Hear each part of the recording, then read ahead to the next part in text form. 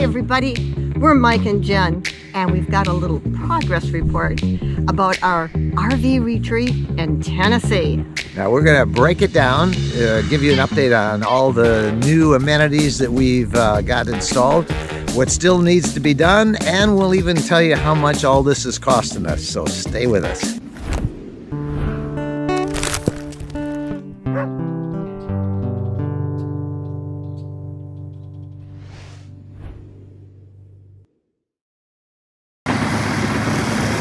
They've been busy at our property at the Woodlands in mid-Tennessee, clearing trees, installing utilities, and grading the pads where we'll park the RV. Since we put the driveway in 2 months ago, we've now added water lines, run them to what will eventually be our 3 RV spots, and we've installed a septic system so we can now empty our gray and black water tanks. So we're here at our campsite now. This is the main campsite, and we have shown you this since we started. This is a drive-through site like here. This is flat right now, and I think we will eventually put cement or concrete down there. Yeah, we're going to want a pad. But that's the absolute last thing that will be done, because you don't want any of the heavy equipment driving over that campsite. But since we last updated you, we are excited to say that 2 of the utilities have been installed, and we'll show you. Now the ground looks a little bit rough. Let me start with that, and I guess we can explain why that looks kind of rough, because what's out there? Well, dirt, our septic field. Yeah. We had to mulch a lot of pines and make our septic field, but the septic field is there. And we made an extra big septic field so that someday, if we ever want to put a house here, we can. But right now, what we've got are 3 sites. This will be one site here for our guests, and this will be a back-in site. So we'll have them back in there, and it's going to need quite a bit of fill. So I don't know, I think they're talking between this site and the other one we'll show you about 30 more truckloads of fill. You gotta be kidding me. Yeah. Well, you know, it's probably about a 5-foot drop down there. So we have to put it in. This will be a 30 by 20 pad back in site. They can come right down the driveway here, come around, and then back in. So that'll be for guests. The fire pit over there, we're going to move, and we're going to put that eventually right out here in the center part. Now, I guess everybody's going to say, why the heck is that sewer pipe so high? Well, it's so high because we don't know how much to cut off until we get the fill. So the fill is going to cut it, and then we'll cut that off and make it level. You can see the water, the little blue water spigot there. And then, can I explain something to people? In case they see the tree stumps that are there and the roots and everything, that will be ground up. They had all they could do to do what they did because of the wet soil, but that will be tended to in time. It's not going to look messy like that. But you can see all these trees. There were that many here, and of course you had to take the trees out because the septic field is in that way. But this will be nice. It'll be all flat, and we'll put, I don't know what we'll put in there. And I got to tell you that we still have a lot of pines, and you can hear the wind blowing through the pines, that nice soft relaxing sound of wind through the pines. Yeah, we can hear it right now. I don't know if the microphone picks it up, but it's nice. Here's some drone footage that shows you our surroundings at the Woodlands. Basically, we're on a mountaintop surrounded by 3,000 plus acres of wilderness.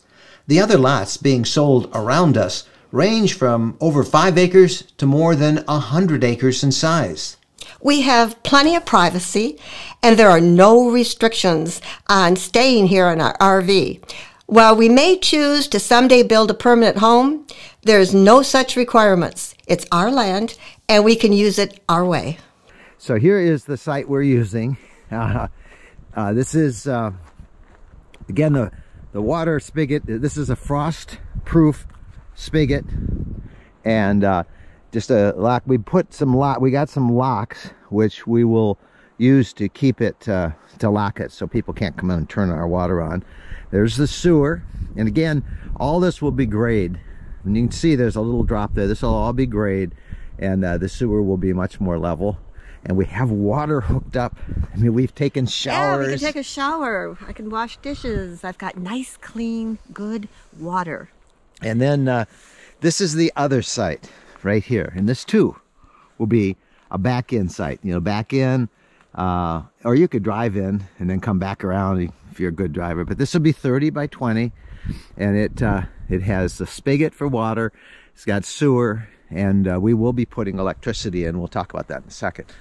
But you know, maybe I can ask everybody what we should plant back there on that soil. Yeah, we don't want tall grasses. Erosion. I'm kind of afraid of tall grasses because I know snakes like to live in tall grass. Yep. So we don't know what to put back in there, but yeah, I can even see a volleyball court in there or whatever. But we're going to make our fire pit right in the middle, a really nice fire pit. We've got a temporary one now. All I got to say is if somebody missed the volleyball and they had to go down, yeah, good luck getting back up. Yeah, what we really like about this, because we are kind of on the top of a little mountain. A little ridge. And this is a ridge, and there is a, what do they call those? Hollows. Hollows. Hollers. We're surrounded. Yeah. As the locals call hollers. There's a holler there. There's a holler in the back. There's a holler over in the side. And it's really nice because it gives you a lot of privacy. And we love having this open like this. The stars the other night were awesome. I took a picture with our iPhone and we'll put it up here. And I think you can see the beauty of this place at night. It was so quiet. There's no noise. No, there isn't any noise. And I like the sun.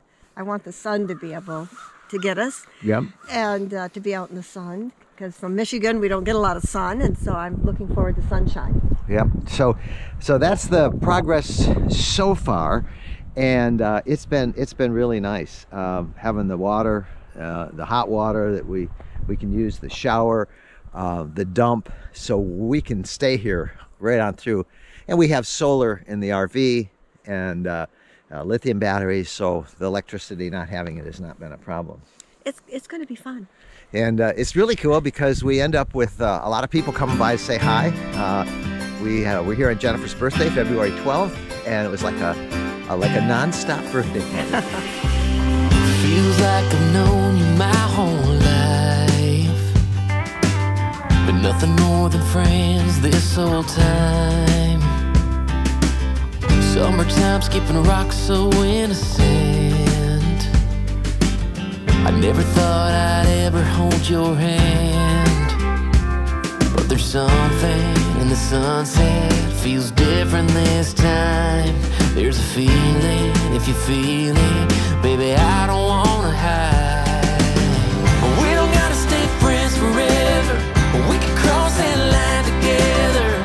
Find love, baby, never say never, after all this time. Wow, this was certainly a special time, and it was so encouraging to have all these folks stop by to share the excitement of this adventure with us. They'll all be our new neighbors. They're going to be our new neighbors. And yep. So we thought we would spend a little bit of time getting some advice from Tom Spachelski. He's with Tennessee Land and Lakes, and they're the developers of the woodland. So what should people look for when they're trying to buy raw acreage that they could use as an RV, little RV retreat like ours here?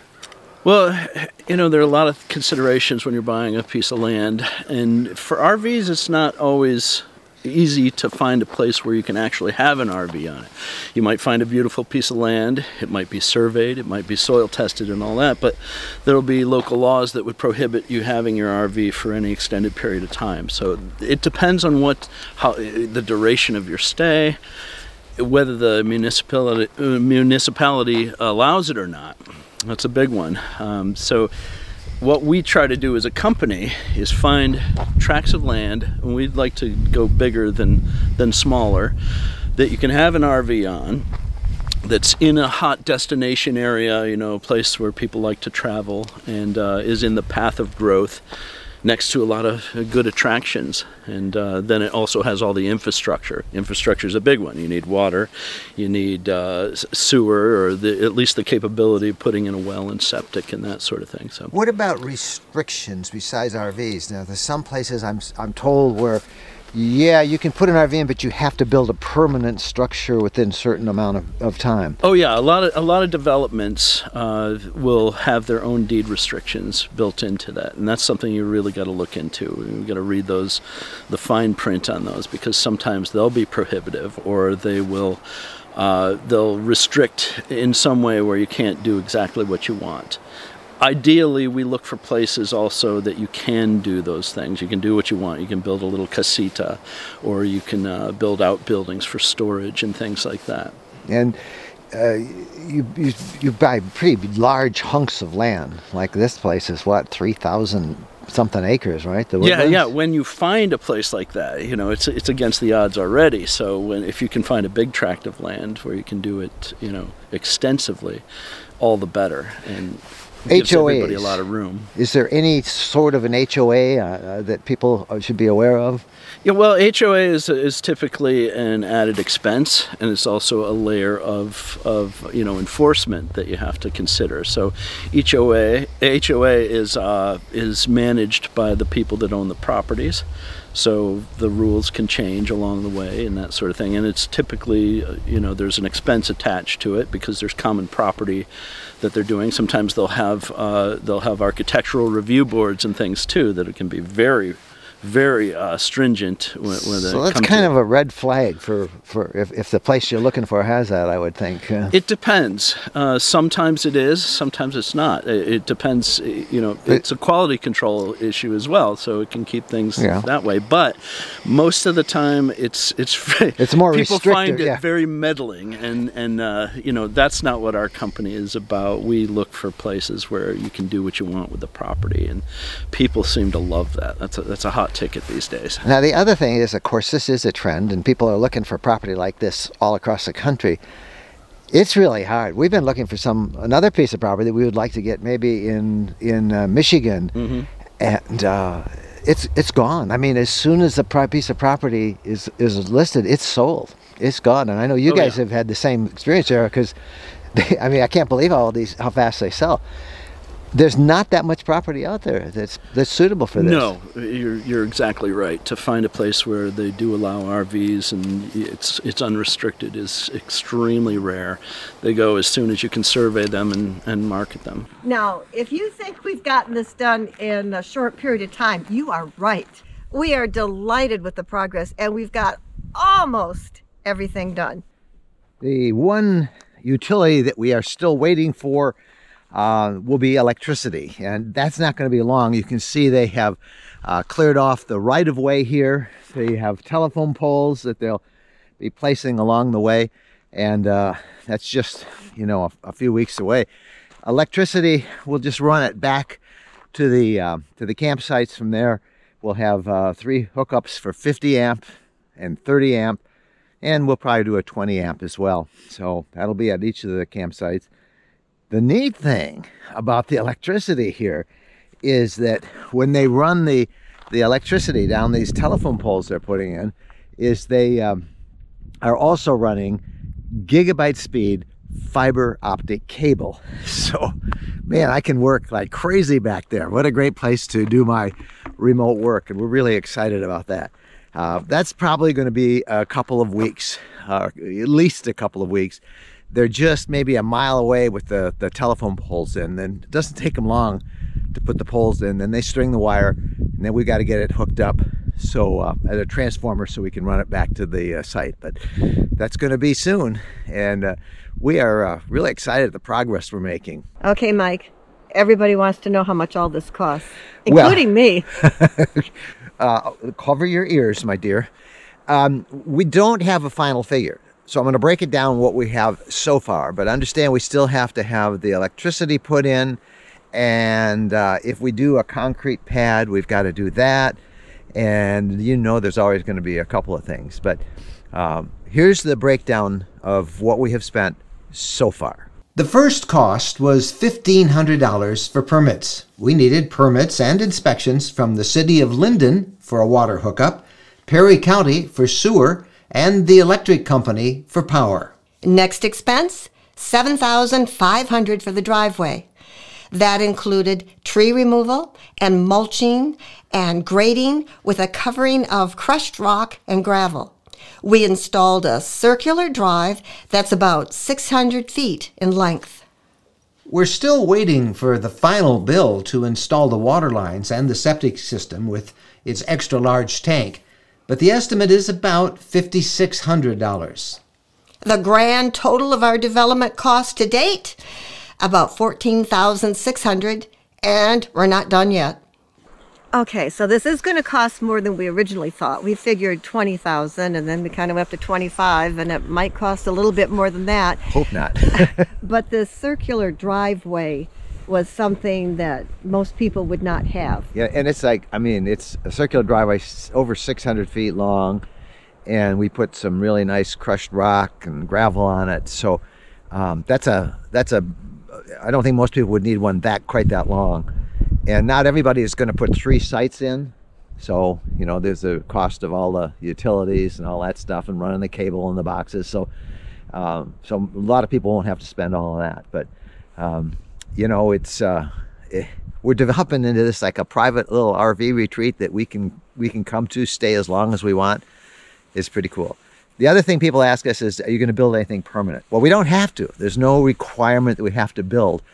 But we would be less than forthcoming if we didn't say we've certainly considered the possibility of building something like a barn-dominium. Yes, and that's why we put in an extra big septic tank to accommodate a 3-bedroom house. Yeah, or barn-dominium. Yeah.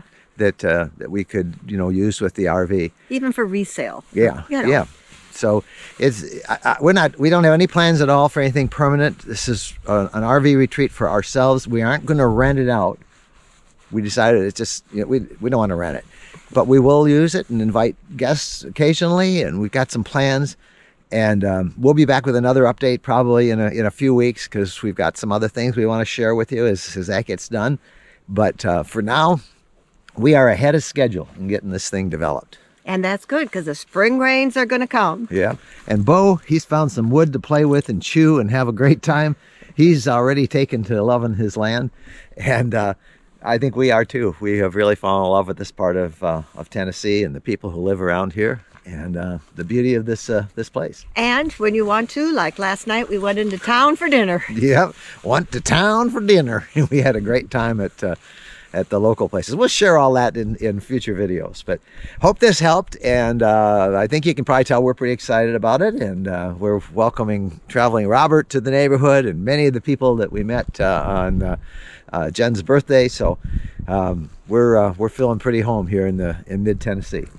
Thanks for watching. We hope you enjoyed this video. Please, would you give us a thumbs up, and also don't forget to subscribe to our RV Lifestyle channel here on YouTube. Happy trails!